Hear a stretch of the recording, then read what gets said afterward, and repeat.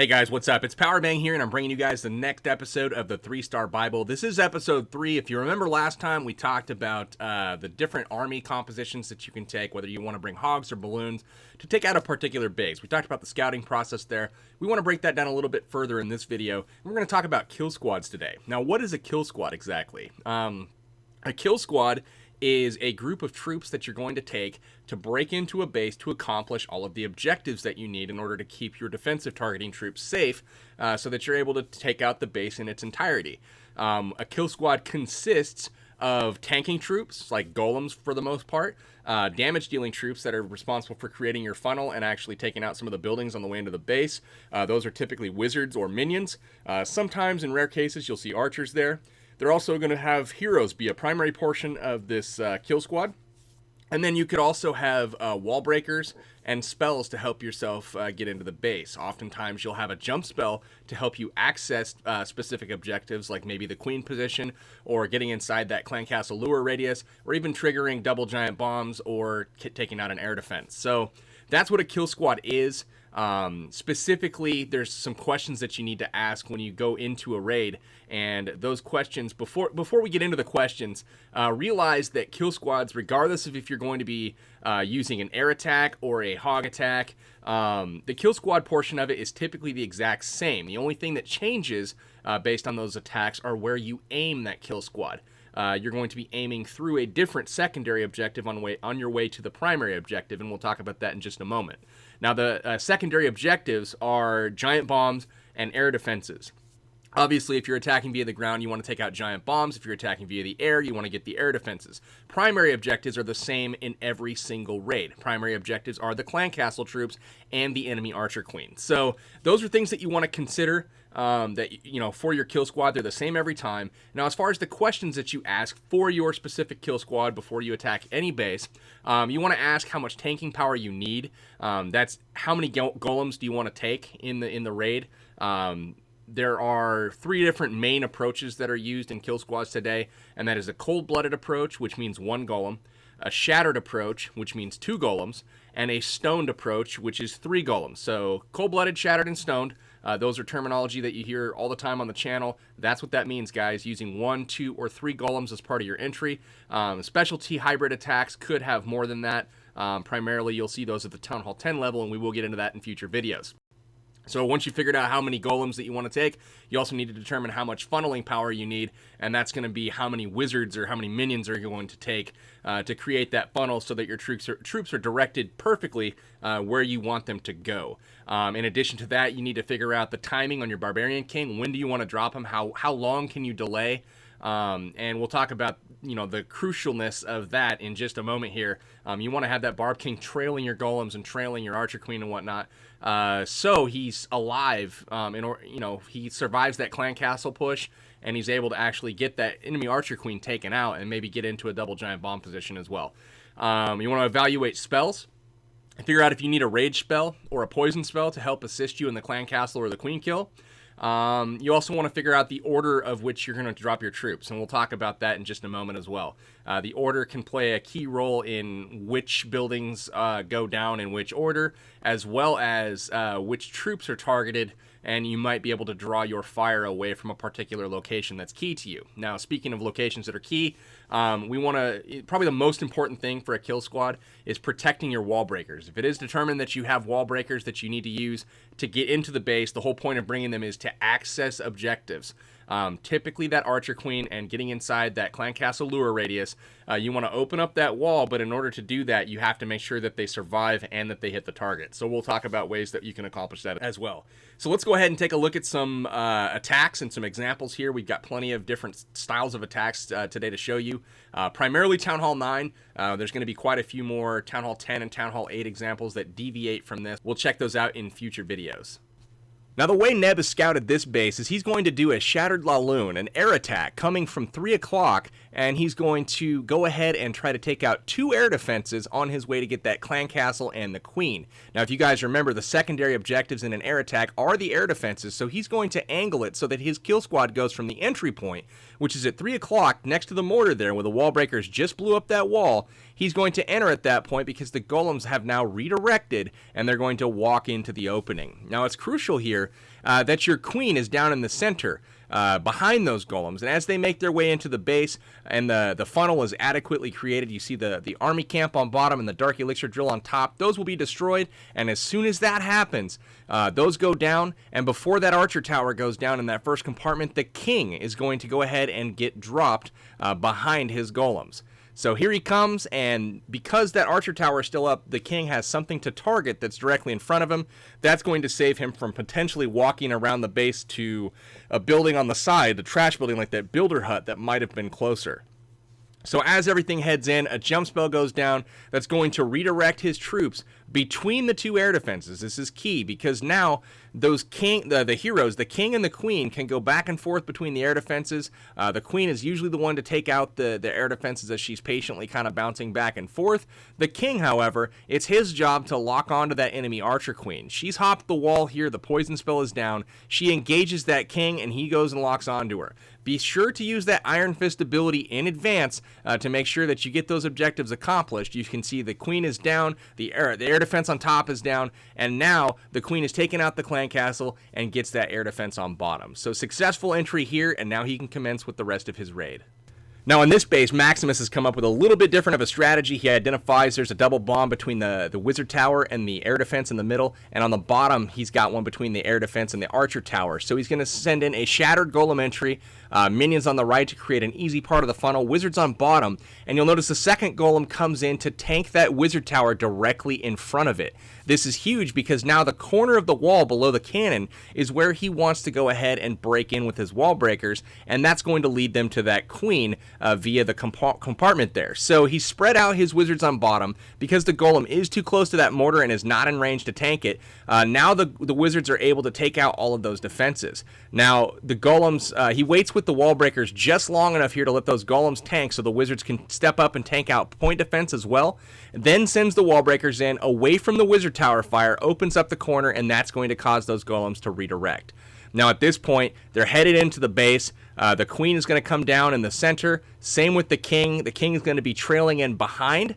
Now once those buildings on the left go down, you can see that golem decides to redirect. And at this point, he's going to go ahead and send in some heroes as well to go ahead and support his mission of taking out that archer queen and clan castle. So a hound comes out of the clan castle, which is never ideal, but at the same time, he's just going to be patient and deal with it with the rage spell here. That's going to accelerate the rate at which he takes out that hound, and the wizards and the queen should make pretty short work of it. So the king is in there. He takes out the queen already, so she's down, and at this point, we're trying to use a jump spell to get all the way back to that second hound position, or excuse me, second double giant bomb position in the middle of the base, and it also will allow the queen to hop in there and work on the double giant bomb position in the bottom left. You see her start working on the gold storage. The golems there, after that wizard tower goes down, they're going to hop the wall, and notice they're going to get the defense taken out up there, and then eventually, once those buildings go down, there they go. That triggers the double giant bomb, and it is no longer a threat to his hog riders. So the queen, once that once the town hall has gone down, she's going to retarget that air defense over on the bottom left. Now the hogs are already en route here, and he's kind of timed this to where once she's going to get through the wall here, you're going to see her use her ability to speed this process up. Here's the ability, and at this point, that building goes down, the double giant bomb is negated, and you can see those hogs leave before they're ever affected. So the kill squad's done its job, it's eliminated all 4 bombs, and the hog riders finish out the rest of this base successfully. So Captain Ham has analyzed this base and determined that a hog raid is appropriate. He's going to try to get a jump spell down in the middle of this base, kind of on the clan castle. That's going to open up double giant bomb positions that exist in 2 different compartments there. So he's going to bring a shattered entry, which is 2 golems, exposed defense building on the top in that archer tower. So realize that and notice that your golems will walk to that if they're dropped anywhere near that area. So he just goes ahead and drops the first golem on it, gets the wizards down. He has minions on the left because there's no air targeting defenses, and then wall breakers come down to break that compartment. Because he had offset his golem away from the true corner of that compartment, that wizard tower misses his wall breakers and he's able to get into the base. Now the clan castle comes out, and you'll see a poison spell come down to help with the kill, slowing up their attack speed and their movement speed so that the queen can go ahead and get that taken care of with no issues. Now pay special attention there to the jump spell. It has left his troops to the left of the center, the core here. That way they don't stray too far to the right and go into the compartment with the mortar and the air sweeper and elixir storage. They want to target those other compartments instead. Now that jump spell to me is great. The Valkyries take it there to go into the center. Now the ones that are still down there attacking that Tesla, they choose to take out the skeletons and then hit the wall rather than go back and take the jump spell. Had they taken that jump spell, they would have gotten all 4 bombs triggered here, but 2 will have to be good enough. The Hog Riders come through, a heal spell goes down, and they're going to get a single trigger with that bottom group. The top group does die off, but the kill squad was successful in taking out the Queen, the Clan Castle, and the double giant bombs in this base in order to help his Hog Riders successfully 3-star it. Now in this next base, I'm going to attack it, and you'll notice that there's 2 air defenses there right in front of that Queen. My goal is to send 2 golems directly at them, and this is a little bit different. I use a golem for that right side to take out the cannon so that my golems do not walk over there. Once that dragon has taken out the cannon, I'm going to drop my second golem right in front of the wizard tower and just use a jump spell to access the Queen directly. Now you'll notice the funnel's been created on the left by a golem on the external defense building and some wizards, and then that Queen is designed to be an open queen walk because there's a hound in the clan castle. Now when there's a hound in the clan castle, your archer queen can go around the outside of the base. This is more of an advanced strategy, but I just wanted to show you kind of the potential here. You can do this with healers, or if you identify that there's not a lot of defense, you can go ahead. I get the defense building taken down here, the air defense is taken out, the king is going to get the queen here. Now the benefit to a hound in the clan castle is as long as you ignore it and bring no troops that it can target it, you'll notice it's just my king and golems in there. It's not going to be destroyed, and the rest of the raid is going to be fairly easy because there's no clan castle to deal with and it's locked on a golem the entire time. In our last example today, Daniel decides to bring a cold-blooded attack. You can see there's one single air defense he's trying to take out as the secondary objective for his air attack, and that queen is nicely tucked right behind the air defense, so a nice little line from the entry point all the way to the clan castle troops. And as you can see, that funnel is extremely important. If you can find a base where the defenses that are flanking your entry point are all focused on that single golem, you can create an adequate enough funnel to make sure that your heroes do not walk and actually go into the base when you wall break it open. So in this case, that does happen. A spell goes down, a poison spell to go ahead and help kill that clan castle more quickly, and a jump spell to make sure the king can access the enemy queen.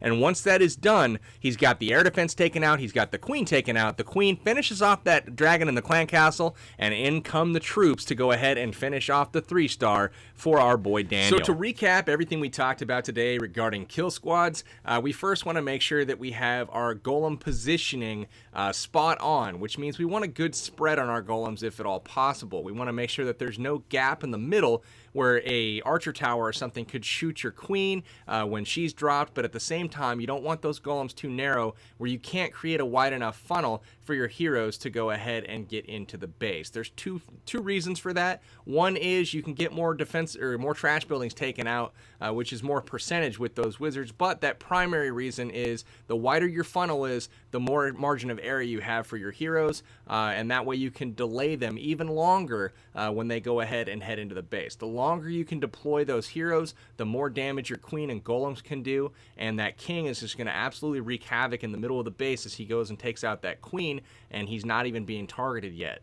So next, after your golems, you want to make sure that your wizards and minions, that they're as far out as they can be. They want to be responsible for behind the golems and a little bit outside them, as far out as you can go so that they're not immediately taken out by flanking defense buildings. Once that's done, you want to make sure that when you wall break in, you want to delay a little bit so the wizards have time to work and create that funnel, and possibly even step up and take out some point defense buildings as well. Makes it a little bit easier on your kill squad. But when you do deploy your wall breakers, make sure that you're not sending them straight into splash damage. Sending them straight into a mortar or a wizard tower is a surefire way to have your raid fail. And if you don't believe me, take a look at this clip right behind me, and you're going to see exactly what I'm talking about. That's what we don't want to have happen, and it'll take a little bit of planning, but make sure that the splash damage is focused on your golem, and you want it to be away from where you want to break into the base. Now remember, the wall breakers will target the wall segments that are closest to them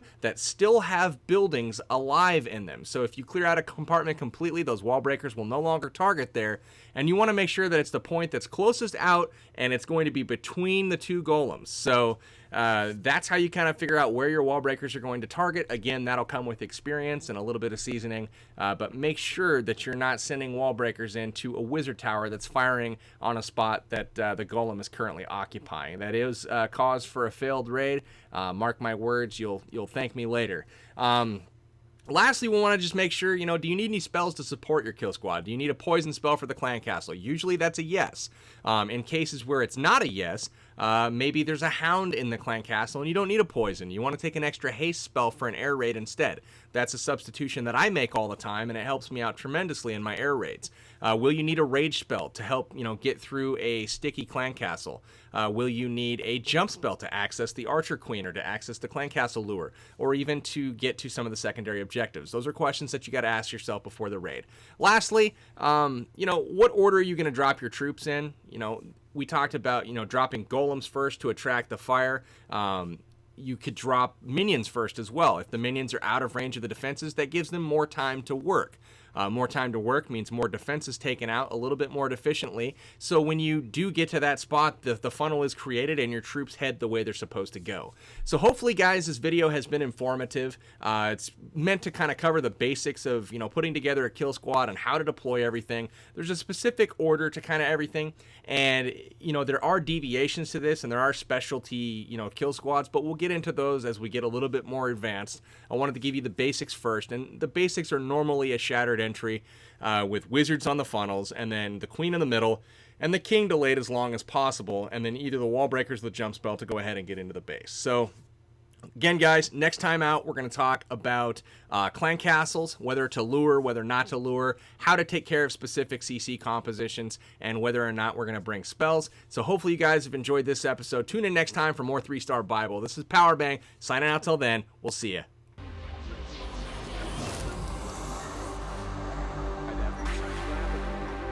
Right up the gut of this base, assuming that wall is open, and you'll notice we brought 3 wall breakers to make that happen.